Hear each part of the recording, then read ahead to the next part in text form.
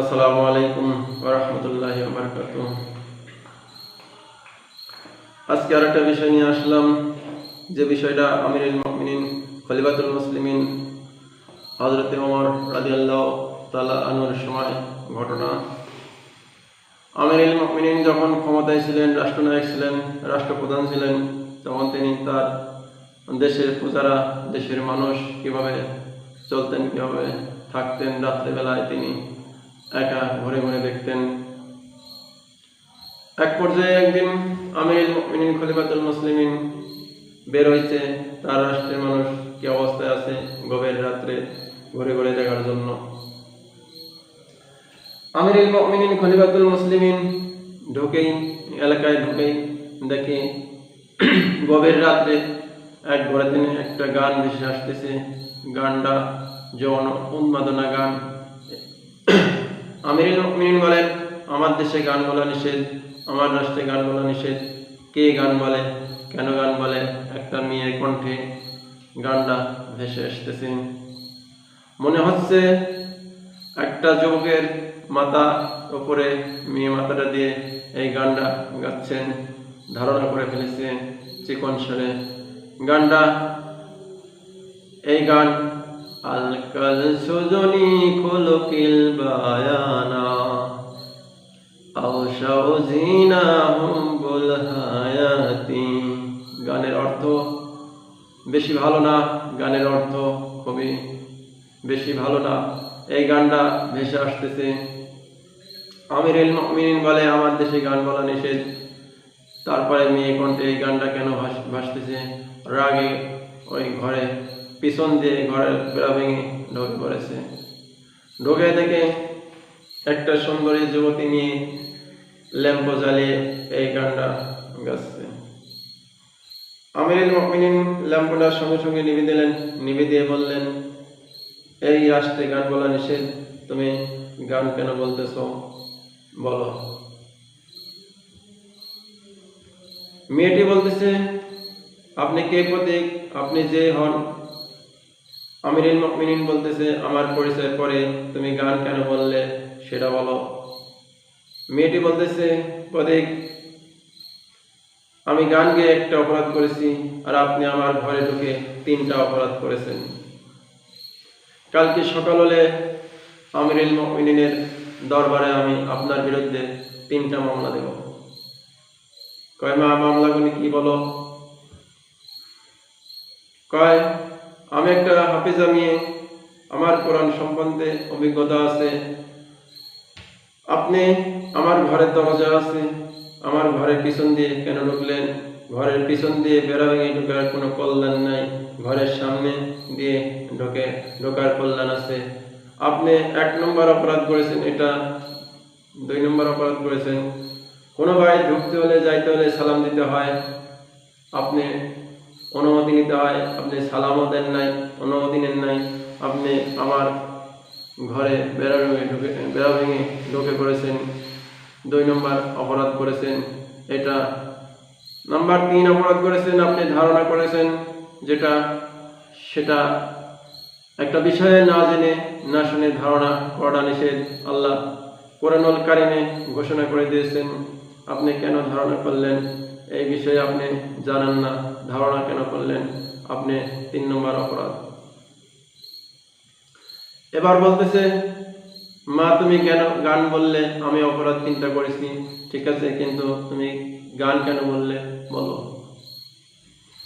মেয়েটি বলতেছে, আমার স্বামী সাদ এদেশে সুন্দর একটা যুবক, কোরআনের হাফেজ, তার সাথে আমার বিয়ে হয়েছিল।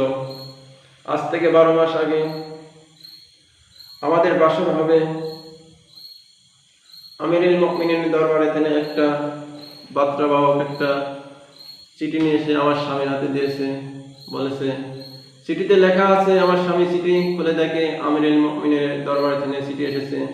লেখা আছে, সাদ তুমি যেখানে থাকো, যে অবস্থায় থাকো, তুমি আমার দরবারে হাজির হও, আমি যুদ্ধের ময়দানে তোমাকে সেনাপতি করে পাঠাবো। আমার স্বামী আমার টেনে অনুমতি নিল। নেওয়ার পরে আমার মুরব্বীরা বলল, বাবা বিয়ে যখন হয়ে গেছে, খুরমা মিষ্টি বিলানি হয়ে গেছে, তুমি বাসরটা করে যাও। আমার স্বামী বলল, এমন একটা লোক আমাকে ডেকেছে, সেই লোকের কথা আমার মানা ফরজ। আমার বিয়ে করা যেমন ফরজ, আমার ওই লোকের কথা মানা ফরজ। কারণ এই নেতার কথা যদি না মানি তাহলে আমার কাল কিয়ামতের ময়দানে জবাব দিতে হবে।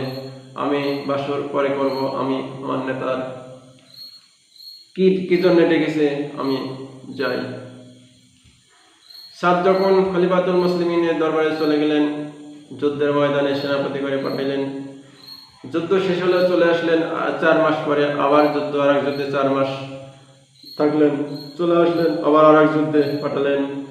এদিকে ওমর রাদিয়াল্লাহু তাআলা আনহু তো জানে না যে সাদ বিয়ে করেছে, সাদও বলে নাই। 12 মাস আমার স্বামী নাই, আমি একটা যুবতী মেয়ে, আমি কি করব? আমার অনেক কষ্টে আমি গানটা গেয়েছি।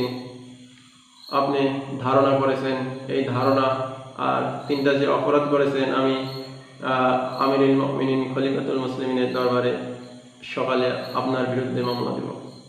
আচ্ছা ঠিক আছে মা, থাকো। এবার আমিরুল মুমিনিন খলিফাতুল মুসলিমিন তার মেয়ের হুজরায় চলে গেছে। হাফসা রাদিয়াল্লাহু তাআলা আনহার কাছে গিয়ে বলতেছে, মা, একটা মেয়ে বিয়ের পরে স্বামী ছাড়া কয় মাস থাকতে পারে? মেয়ে বলে, বাবা কেন? আমার দরকার আছে, বলো।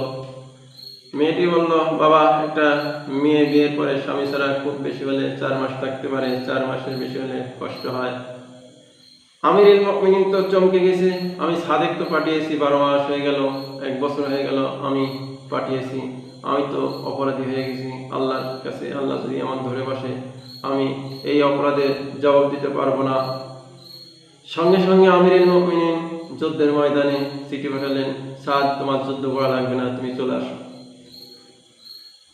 সাদ যখন চলে এসেছে তখন বলল, সাদেক বলল, সাদ, তোমার যুদ্ধ করা লাগবে না, তুমি বাসায় যাও, বাড়িতে ফিরে যাও। বাসায় গিয়ে স্ত্রীর সাথে দেখা করলো, বলল, আমার বাড়িতে কেউ এসেছিল? হ্যাঁ এসেছিল, এক পথিক আমার ঘর বেড়া ঢুকে এই বলেছে, আমার এই কথা বলেছে। তখন সাদ বললেন, এ লোক সে লোক, সাধারণ লোক না, এ লোক তো সেই লোক না, এ লোক আমিরুল মুমিনিন খলিফাতুল মুসলিমিন হযরতে ওমর রাদিয়াল্লাহু তাআলা আনহু এসেছিল। এক্ষেত্রে নাকি আমাকে যুদ্ধের ময়দানে তিনি ডেকে আমাকে বাড়ি পাঠিয়ে দিয়েছে। এখন ঘটনা বলাটা বিষয়টা আমাদের এই ঘটনা নিয়ে শিক্ষা নেওয়ার দরকার, শিক্ষা নিতে হবে।